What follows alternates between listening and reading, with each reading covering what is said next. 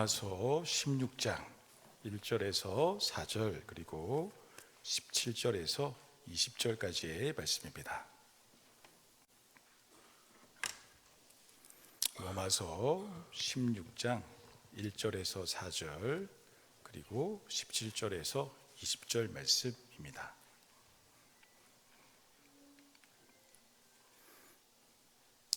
교독하시겠습니다. 내가 갱그라 교회의 일꾼으로 있는 우리 자매 베베를 너희에게 추천하노니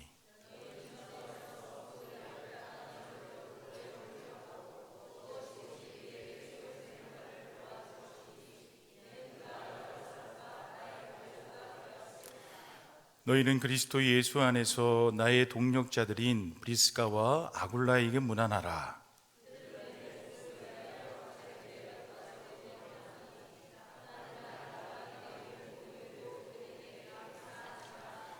형제들아, 내가 너희를 권하노니 너희가 배운 교훈을 거슬러 분쟁을 일으키거나 거치게 하는 자들을 살피고 그들에게서 떠나라.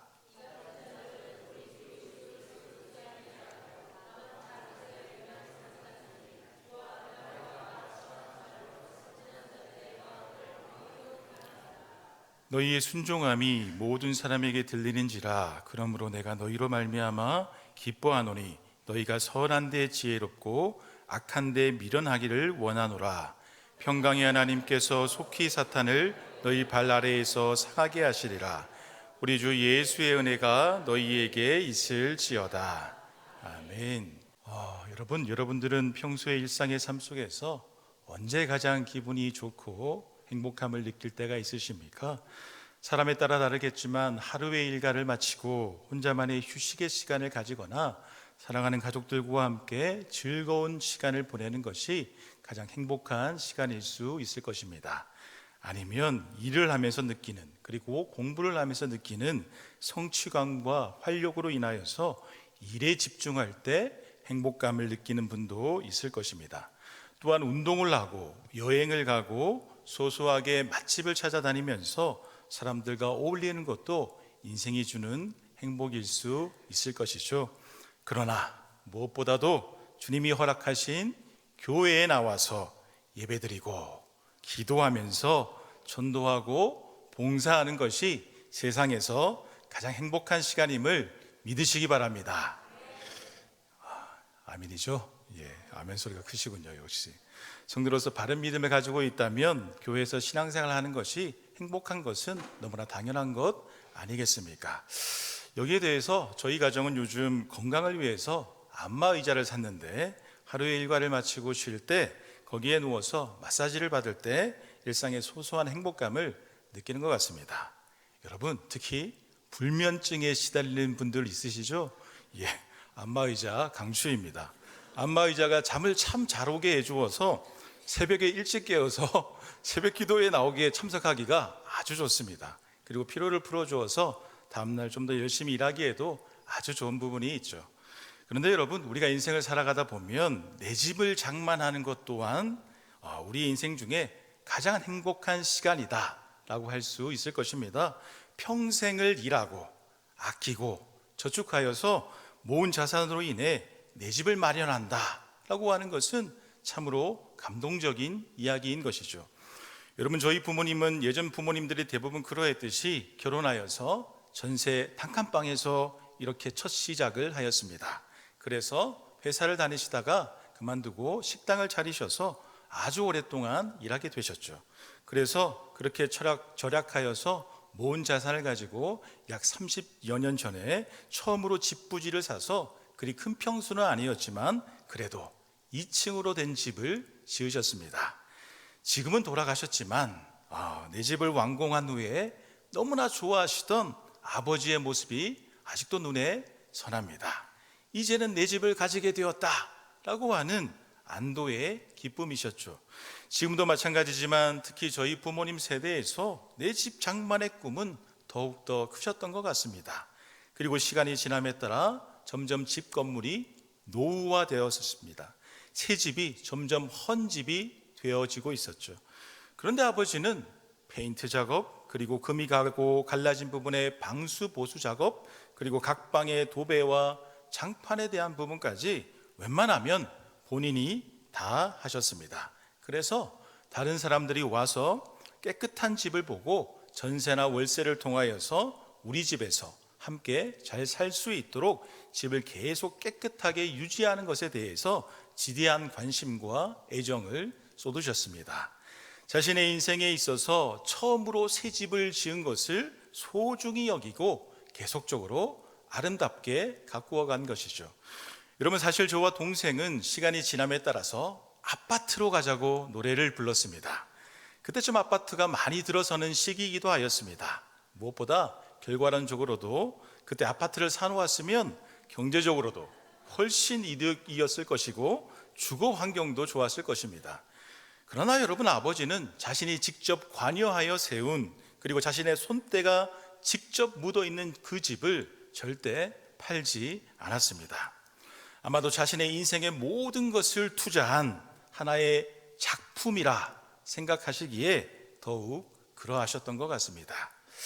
사랑하는 여러분, 이와 마찬가지로 주님을 믿고 사랑하는 모든 성도들에게, 하나님의 자녀들에게 내 집을 장만하는 것만큼 흥분되고 감격스러운 것이 또 하나 있습니다. 무엇일까요? 모르세요? 무엇일까요? 바로 내가 섬기는 교회를 세우는 것입니다. 하나님의 인도하심에 따라 성도들이 함께 기도하고 헌신하여서 교회를 세우는 것, 그것은 교회를 사랑하는 성도들에게 너무나 기쁨이 충만한 것입니다. 지난주에 담임 목사님을 중심으로 네팔의 호프 양일교회 헌당식을 다녀오셨지만, 여러분, 복음의 불모지 앞에 십자가가 보이지 않는 곳에, 심지어 석가가 태어난 곳에 십자가가 있는 교회가 들어서고 복음이 선포되어지며 선교와 전도 사역이 펼쳐진다라고 하는 것, 여러분, 현장을 다녀오신 분들은 얼마나 가슴 떨리고 좋았을까요? 좋았던 경험들 한번 물어보시기 바랍니다. 14분의 분들에게 함께 한번 물어보시기 바랍니다. 빡빡한 일정 속에 피곤하시기도 하셨겠지만 얼마나 그 마음 속에 하나님이 주신 감동이 있었을까요? 무엇보다 땅끝까지 복음이 전파되길 바라는 우리 주님께서 정말 기뻐하시지 않으셨겠습니까? 여러분 모두 다 아시겠지만 우리 양일교회 또한 담임 목사님을 중심으로 모든 성도들이 함께 협력하여서 하나님이 허락하여 주신 부흥으로 인하여서 교회를 짓고 큰 부흥을 이루어 갔습니다. 26년 전 양일교회 시작을 생각하면 이루 말할 수 없는 하나님의 축복이 있었는 줄 믿습니다. 그러나 여러분, 생각해 보면 교회를 짓는 과정이 결코 쉽지 않았을 것입니다. 담임 목사님이 간혹 예배 시간 때 얘기하셨지만, 성도들이 많아져서 교회를 새롭게 지을 때는 덥고 추운 날씨 속에서도 텐트를 쳐서 예배를 드릴 때도 있었을 것입니다. 그리고 교회 건축 시공사의 문제로 3번이나 공사가 엎어지면서 너무나 큰 고통과 어려움이 있었다, 그렇게 얘기하셨습니다. 또한 교회를 지으면서 빚이 많았을 때는 엄청난 빚이 있기도 하였습니다. 그러나 여러분, 그런 어려운 순간에도 교회를 떠나지 않고 오히려 더욱더 많은 사람이 교회에 모여 예배드렸던 주님의 교회를 향한 그 헌신과 사랑과 열정이 지금의 양일교회를 만든 것 아니겠습니까? 그래서 여러분, 그런 어려움의 순간이 있었기에 지금 이렇게 둘러보시면 너무나 좋은 시설과 환경 속에서 하나님께 예배드릴 수 있으니 얼마나 좋습니까? 얼마나 하나님께 감사합니까? 여러분, 우리 이렇게 서로 인사했으면 좋겠습니다. 교회를 바르게 세워나갑시다. 교회를 바르게 세워나갑시다. 바라옵기는 하나님이 세우신 이 귀한 교회를 앞으로도 더욱더 복되게 세우는데 모두 다 동참할 수 있는 우리가 되었으면 좋겠습니다. 여러분, 흔히 교회를 세운다고 했을 때 2가지 의미가 있습니다. 하나는 건물을 세우는 의미의 교회입니다. 우리 눈에 보이는 교회 건물처럼 우리가 예배드리는 공간, 예배당을 세우는 의미가 있는 것이죠. 시대에 따라서 상황과 문화에 따라서 예배당은 리모델링을 할 수도 있으며 완전히 새롭게 세워질 수도 있습니다. 성도들의 필요에 맞게, 시대에 맞게 예배당은 새롭게 세워질 수 있는 것이죠. 여러분, 또 다른 교회의 의미가 있습니다. 그것은 성도 한 사람 한 사람이 하나의 성전이고 교회이기 때문에 성도를 말씀으로 잘 교육하여서 예수님의 제자로 세우는 의미로서의 교회가 있을 수 있습니다. 그래서 예수님을 믿지 않는 사람들을 전도해서 말씀으로 교육하고 예수님의 제자로 만드는 것 또한 교회를 세우는 일이 되는 것입니다. 그리고 교회 다니면서도 믿음이 약하여서 상황에 따라서 믿음이 흔들리는 사람들, 아니면 어떤 문제로 실족하여서 믿음 생활을 바르게 하지 못하는 사람들 등 성도 한 사람 한 사람들을 주의 제자로 바르게 일으켜 세우는 것도 교회를 세우는 것이다 라고 할 수 있을 것입니다. 그렇다면 여러분, 이렇게 교회 건물을 세워가고 성도 한 사람 한 사람을 주님의 참된 제자로 교회로 세워나가는 이 모든 사역은 누가 하는 것입니까? 교회를 위해 세워진 교육자들만 할까요? 아니요, 아닙니다. 여러분, 교회를 세우는 위대한 사역은 결코 한두 사람의 힘만으로 가능하지 않습니다. 담임 목사님을 중심으로 모든 성도들이 함께 협력하고 함께 소통하고 함께 일할 때 가능하다라고 하는 것이죠. 여러분, 이것을 로마서를 기록한 바울도 마찬가지입니다. 오늘 성경을 본문을 보시면 바울은 오늘 본문인 로마서의 마지막 장을 자신과 함께 교회를 세우는 사역을 감당한 성도들을 소개하면서 마무리하고 있습니다. 로마 교회에 있는 성도들 가운데 바울이 이전부터 잘 알고 있는 바울과 함께 사역을 감당한 사람들을 소개하고 있는 것이죠. 그런데 여러분, 재미있는 것은 바울이 로마서를 쓸 시점에 로마 교회를 방문한 적이 있을까요? 없을까요? 너무 어렵나요? 두 가지 중에 하나인데 없다라고 하는 것입니다. 여러분, 기본적으로 로마 교회는 바울이 세운 교회가 아니었습니다. 바울은 로마서를 기록할 시점에 로마 교회를 세운 것도 아니요, 로마라는 지역을 방문한 적도 없는 상태였습니다. 그 말인즉슨 선교로 너무나 유명한 바울 없이도 로마 교회는 하나님의 인도하심으로 성도들의 협력으로 세워졌다라고 하는 것입니다. 그리고 성정한 로마 교회 가운데 바울이 알고 협력하는 지체들이 많이 있었기에 바울은 로마서를 기록함으로 진정한 복음이 무엇인지 알려주기 위해서, 그리고 스페인 선교의 준비를 위함과 또한 사역적인 기도를 요청하기 위하여서 로마서를 기록하게 된 것이죠. 그래서 바울은 로마서를 마무리하면서 자신이 알고 있는 로마 교회의 성도들에게 문안 인사를 하고 있는 것입니다. 여러분, 여기에서 우리는 바울의 장점을 볼 수가 있습니다. 여러분, 바울의 위대한 점이 무엇인지 아십니까? 바울의 타고난 장점은 사람 위한 것을 알았다라고 하는 것입니다. 여러분, 모두 다 알다시피 바울은 유대 최고 가말리엘 문화의 바리새의 율법 교육을 받은 사람이었습니다. 또한 로마의 시민권도 가지고 있는 사람이었습니다. 그 지혜와 지식이 얼마나 뛰어났는지 신약 성경에 채택된 것 중에 절반을 바울이 기록할 정도로 바울은 지혜가 뛰어난 사람이었습니다. 여러분, 일반적으로 자신의 능력이 뛰어난 사람은 모든 일들을 자기 중심적으로 진행할 가능성이 높은데, 바울은 주변의 사람들이 귀하다라고 하는 것을 너무나 잘 알고 있었습니다. 그래서 다른 사람들과 소통을 잘하였으며 사람들과 잘 협력하여서 사역을 잘 감당하였습니다. 그러니 자신이 세우지 않았던, 심지어 한 번도 가보지 않았던 로마에 있는 교회이지만 자신이 잘 아는 사람이 대략적으로 30명 정도가 된다라고 하는 것입니다. 그 30여 명은 이미 바울과 동고동락하면서 주님의 교회를 위하여서 각 처에서 사역을 잘 감당하였던 인물이었습니다. 이미 로마 교회가 세워지기 이전부터 바울과 함께 좋은 관계를 맺고 있었고, 함께 협력하면서 교회를 세우는 사역의 열정과 땀을 함께 쏟은 그런 사역이었다라고 하는 것이죠. 그러니 바울이 로마 교회의 성도들에게 편지를 쓰면서 자신이 잘 알고 있는 지체들을 향해 문안 인사를 하는 내용을 로마서 16장을 통해서 기록하고 있는 것입니다. 우리 본문 1절과 2절 말씀 함께 봉독하십니다. 내가 갱그라의 교회의 일꾼으로 있는 우리 자매 베베를 너희에게 추천하노니 너희는 주 안에서 성도들의 합당한 예절로 그를 영접하고 무엇이든지 그에게 소용된 바를 도와줄지니 이는 그가 여러 사람과 나의 보호자가 되었습니다. 아멘.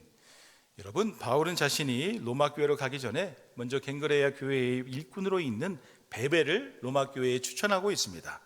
아마도 이 로마서의 편지를 로마 교회에 전해주는 역할을 베베가 감당했을 것인데, 바울이 베베를 추천하면서 신뢰할 만한 인물로 로마 교회의 베베를 소개하는 내용인 것입니다. 여러분, 바울은 베베가 갱그레아 교회에서 어떻게 교회를 섬겼는지를 너무나 잘 알고 있기 때문에 베베를 로마 교회에 추천하고 있는 것이죠. 특히나 복음의 정수가 담긴 로마서를 교회에 전달한다라고 하는 것은 로마서의 내용을 완벽히 이해하지 않으면 안 되는 것이기에 베베는 로마서의 편지를 전달하는 것뿐만 아니라 그 말씀들을 성도들에게 이해시키는데 아주 중요한 역할을 감당한 것이라 볼 수가 있습니다. 물론 여러분, 로마 교회는 사실 바울이 직접 자신들에게 오기를 기대하고 있었을 것입니다. 그래서 바울 대신 베베를 먼저 보내는 것은 로마 교회의 기대를 충족시키지 못한 것일 수도 있었죠.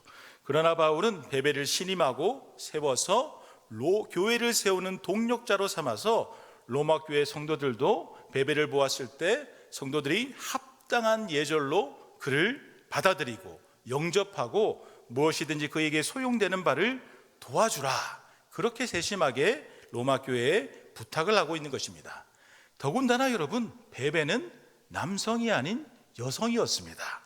정말 남성의 권위의식과 우월의식으로 가득 찬 고대 시대에 여성을 지도자 가운데 한 사람으로 세운다라고 하는 것은 참으로 대단한 일이 아닐 수 없었습니다.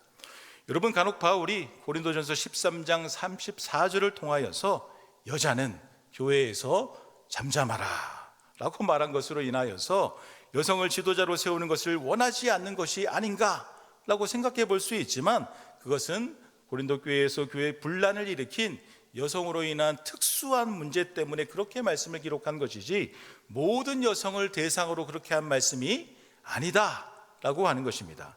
실제로 바울은 브리스길라와 루디아, 그리고 유니게, 유오디아와 순두게, 또한 로마서 16장에 등장하게 되는데 마리아와 또한 두루베나와 두루보사와 버시와 루포의 어머니 등 많은 여성을 지도자로 세우면서 함께 동력을 냈습니다. 이렇게 바울은 고대에 살았음에도 여성이라고 하여서 차별을 두지 않고 다양한 직업의 사람들, 심지어 계급 차이가 나는 사람들까지도 함께 동역하였다라고 하는 것입니다.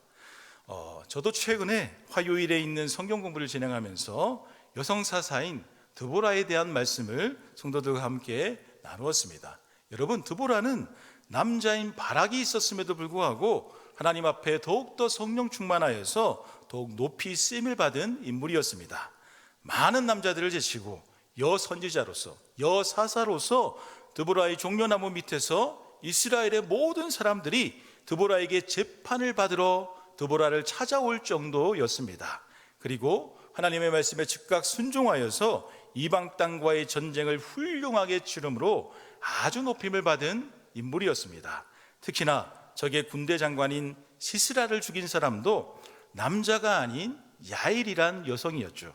이렇게 여성들이 주인공인 드보라의 말씀을 나눌 때 우리 성경 공부에 참여한 여성분들이 좋았을까요? 좋아하지 않았을까요? 너무나 좋아하시더라고요. 너무나 좋아하셨습니다. 아주 뿌듯하게 말씀을 살펴보았습니다. 여러분, 성경에는 이렇게 드보라, 미리암, 훌다와 같이, 그리고 이전에 언급한 바울과 함께 사역한 여성들과 같이 지도자로서 귀하게 쓰임을 받는 여성들이 분명히 존재하였습니다. 얼마든지 우리 여성분들도 하나님 앞에 더욱더 귀하게 쓰임받을 수 있다라고 하는 것이죠. 여러분, 참고로 우리 통합교단은 여자 목사님을 허용할까요? 허용하지 않을까요? 어떻게 알 수 있죠? 뒤에 오정숙 목사님이 계시지 않습니까? 최소 10년 정도의 신학 정규 과정을 성실하게 공부하면서 여러 경건의 과정들을 잘 거치게 되면 목사고시를 통하여서 여성분들도 목사 안수를 받을 수 있다라고 하는 것입니다. 그렇다면 우리 통합교단은 여성분들도 장로님이 될 수 있을까요? 없을까요? 될 수 있죠.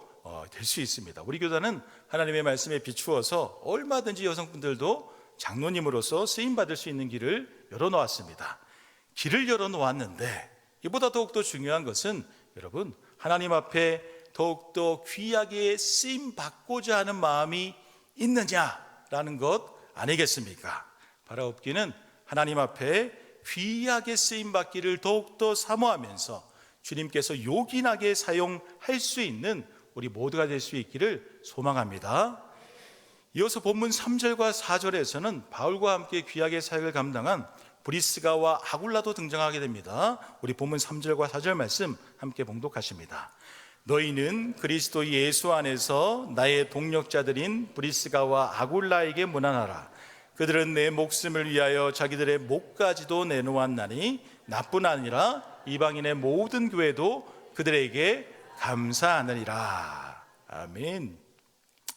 그들은 내 목숨을 위하여 자기들의 목까지도 내놓았나니. 여러분, 바울은 로마 교회에 있는 브리스가와 아굴라에게 문안 인사를 하게 됩니다. 여러분, 브리스가와 아굴라 어디서 들어본 이름 아니겠습니까? 바로 사도행전 18장에 등장하는 이름들인데, 그들은 바울과 함께 어떠한 사역을 감당하였다고 표현되어 있습니까?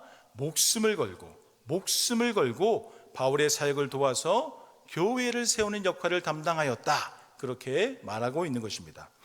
여러분, 사도행전 18장을 보면 브리스가와 아굴라에 대해서 바울과 함께 천막 만드는 일을 같이 동역하였다라고 되어져 있습니다. 바울과 함께 생업을 감당하면서 그것으로 교회를 세우는 사역을 하여서 이방인의 모든 교회도 브리스가와 아굴라 부부에 대하여서 감사하는 마음을 표현할 정도로 정말 목숨을 걸면서까지 교회를 세우는 사역들을 성실하게 감당하였다라고 하는 것입니다. 그래서 바울은 너무나 감사한 마음을 담아서 브리스가와 아굴라를 언급하고 있는 것이죠. 여러분, 이뿐만이 아닙니다. 바울은 4절 이후의 본문들을 통하여서 계속적으로 함께 교회를 세우는 사역에 동참하였던 사역자들을 언급하게 됩니다. 여러분, 바울과 함께 교회를 세운 사람들은 서로를 섬기는 사랑의 관계에 있었습니다. 스승과 제자의 사이였으며 함께 복음을 위하여서 모진 고난과 수고를 함께 하였던 인물들이었습니다. 여러분, 교회를 함께 세우면서 얼마나 많은 추억들이 있었을까요? 얼마나 많은 기쁨과 고통의 순간들이 있었을까요? 바울은 자신과 함께 사역을 했었던 그 추억들을 생각하면서 애정을 듬뿍 담아서 그들에게 감사하고 있는 것입니다. 교회를 세우는 사역에 함께 동행한 것에 대하여서 바울은 그의 동역자들에게 너무나 감사한 마음을 표현하고 있는 것이죠. 여러분, 바울은 이렇게 세심하게 사람을 세워서 함께 일하는 법을 알았습니다. 예수를 알지 못하는 사람들에게 복음을 전하고, 그리고 그 사람들 또한 복음으로 교육하여서 하나님의 사역자가 되어서 예수를 알지 못하는 또 다른 사람들에게 복음을 전할 수 있게 된 것입니다. 그렇게 바울은 만나는 사람들을 예수님의 제자로 만들어서 자신과 함께 협력하면서 사역을 감당하는 동력자로서 함께 사역을 감당했습니다. 여러분, 이것이 예수님께서 바울에게 명하신 이방인 선교 사역의 핵심적인 성공의 원인이었습니다. 함께 사역하고 함께 헌신하면서 함께 희생하지 않았으면 교회는 정말 세워지기가 쉽지가 않은 것이었죠. 여러분, 저는 이 말씀을 읽으면서 제가 예전에 사역했던 교회의 지구장님들이 생각났습니다. 그 교회는 일반 성도들을 평신도 사역자로 훈련시켜서 세우는 교회였었는데, 지구장이라 함은 각 부서 속에서 마치 평신도 사역자와 같이 일주일 내내 사역에 동참하는 성도들을 말하는 것이었습니다. 일반적인 교회에서 보기 힘든 구조였는데, 그 교회는 원로 목사님 때부터 그러한 구조를 중심으로 교회의 일꾼들을 세워나갔습니다. 매주 훈련을 받고 몇 년간의 과정을 거쳐서 교구, 교육부서, 전도, 새가족, 중보기도, 카페, 방송실 등 여러 부서에 헌신하는 평신도 사역자로 세워지는 교회였죠. 그리고 평신도 사역자로 세워지면 전임 교역자들과 같이 매일 교회에 출근하게 됩니다. 그리고 신방을 하고 전도도 하며 교회에서 봉사하는 등 매일매일 교회의 사역을 감당하게 되었습니다. 자신의 재정을 투자하여서 성도들을 만나고, 자신의 시간을 투자하여서 전도하였으며, 자신의 열정을 투자하여서 교회에서 봉사하였습니다. 물론 지구장으로 추천을 받는 대부분의 성도들은 부담스러워서 안 하려고 합니다. 지구장으로 사역하면 자신의 시간과 열정과 재정을 온전히 교회를 위하여서 쏟아야 하는데 누가 하려고 하겠습니까? 또한 어떤 남편들이 아내가 집 밖을 나가서 교회 사역을 일주일 내내 하는데 적극적으로 동의하겠습니까? 그런데 여러분, 하나님의 은혜로 그렇게 헌신하는 분들이 적긴 하지만 그래도 있어 왔다라고 하는 것입니다. 이성적으로는 쉽지 않은데 그래도 하나님의 인도하심으로 지구장님으로 세워졌고 지금도 세워져 있습니다. 그렇게 일단 지구장으로 세워지면 정말 열심히 사역을 감당하시게 됩니다. 정말 평신도가 이 정도까지 할 수 있나? 어떤 면에서는 교육자보다 더욱더 열심히 한다 싶을 정도로 사역을 열심히 하시는 분들도 생겨나게 됩니다. 저는 그 교회에서 교구와 전도부를 맡았었는데 전도부 지구장님들은 새벽 예배나 공예배에 참석하는 건 기본이고요. 화요일과 수요일, 목요일까지 오전 10시부터 오후 5시까지 거의 하루 종일 전도에 헌신하게 됩니다. 교회를 중심으로 5개 지역에 5개 전도닥 천막을 치게 되면서 하루 종일 전도하게 되는 것이죠. 그리고 금요일과 토요일은 전도하면서 전화번호를 얻은 사람들을 직접 신방하면서 주일에 교회로 데려나오기 위한 준비 작업들을 하게 됩니다. 정말 말로 다 할 수 없는 그런 헌신들이 있었기에 매주 3명에서 5명 정도의 사람들이 교회에 전도되어서 왔으며 전도 축제를 하면 약 200명 정도의 새신자들이 교회로 오는 것을 경험할 수 있었습니다. 사랑하는 여러분, 예수님이 주인 되시는 교회는 이와 같이 이름도 없이 빛도 없이 값도 없이 헌신하는 지체들을 통하여서 함께 세워져 간다라고 하는 것을 분명히 믿으시기 바랍니다. 땅에 복음의 씨앗을 심고 함께 열심히 교회를 가꾸어가는 지체들을 통하여서 교회는 바르게 세워져 가는 것입니다.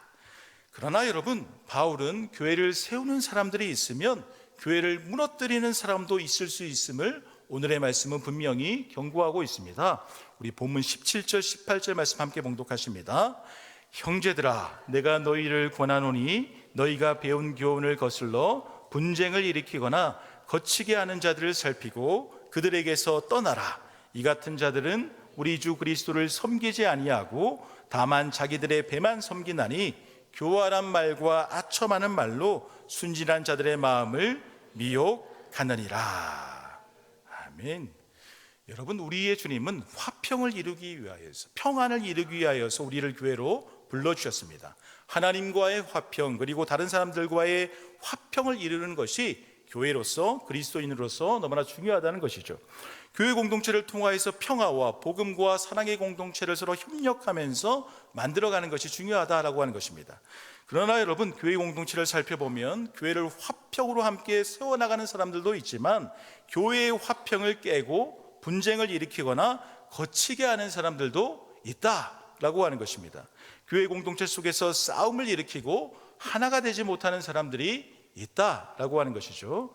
물론 여러분, 사람이 모이다 보면 저마다 생각이 다르고 가치관이 달라서 서로 부딪힐 수도 있습니다.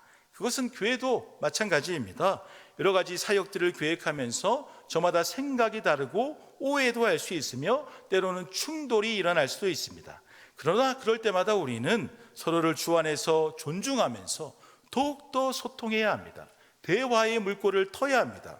그래서 만약 상대방의 의견이 더욱더 타당하고 주의 말씀에 빛에 비추어서 합당하다는 생각이 들면 물러설 줄도 알고 협력하는 모습을 보이는 것이 참 신앙인의 모습이다라고 하는 것이죠. 그런데 그러지 못하고 사람들이 동의하지 않는 자신의 의견을 끝까지 주장하면서 분쟁을 일으키고 말썽을 일으키는 것은 좋지 않다라고 하는 것입니다.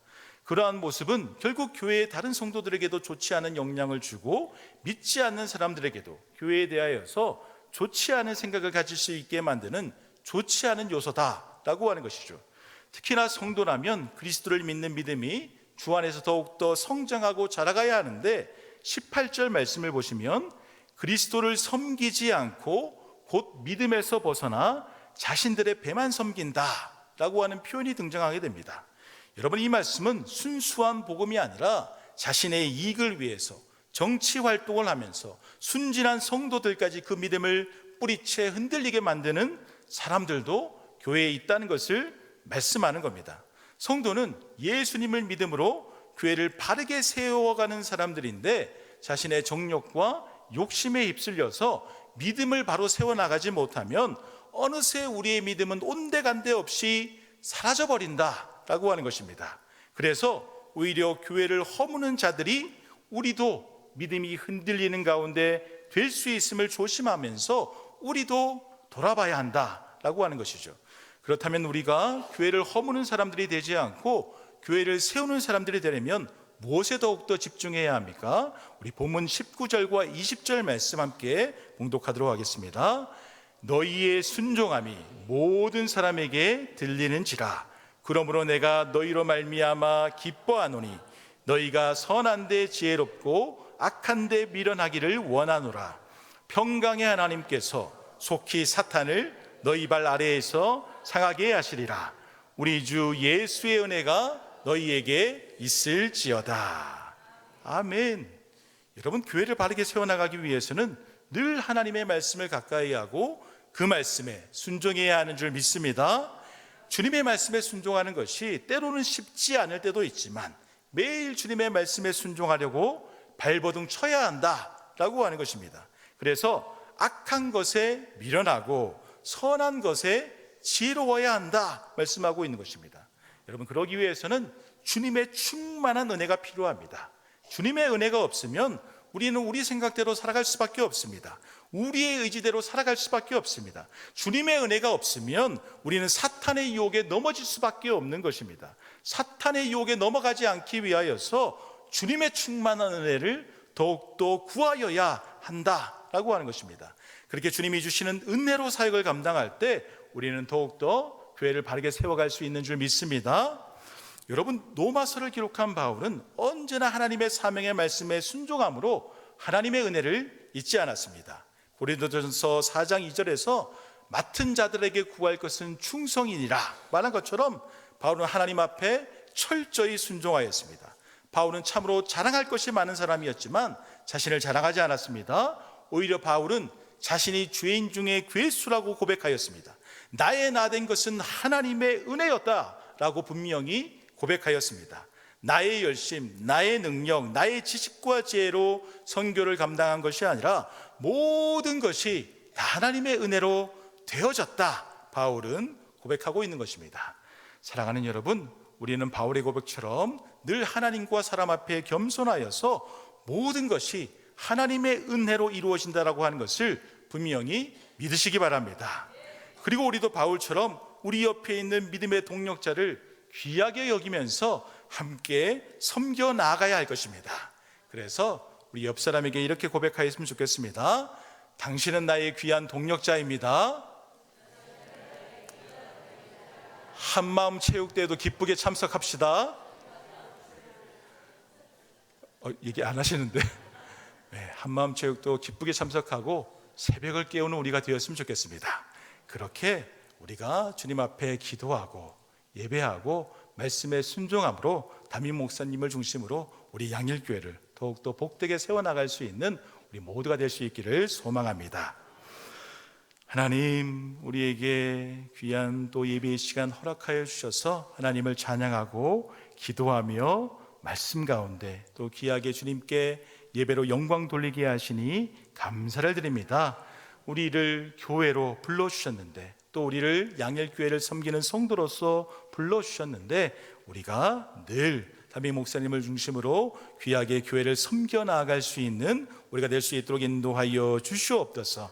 그래서 하나님께 영광 올려드리며 우리의 마음속에 주님이 주시는 기쁨과 소망과 열정으로 더욱더 우리에게 주어진 양일교회를 귀하게 복되게 섬겨 나아갈 수 있는 우리가 될 수 있도록 인도하여 주시옵소서. 감사를 올려드리오며 예수님의 이름으로 기도드립니다. 아멘.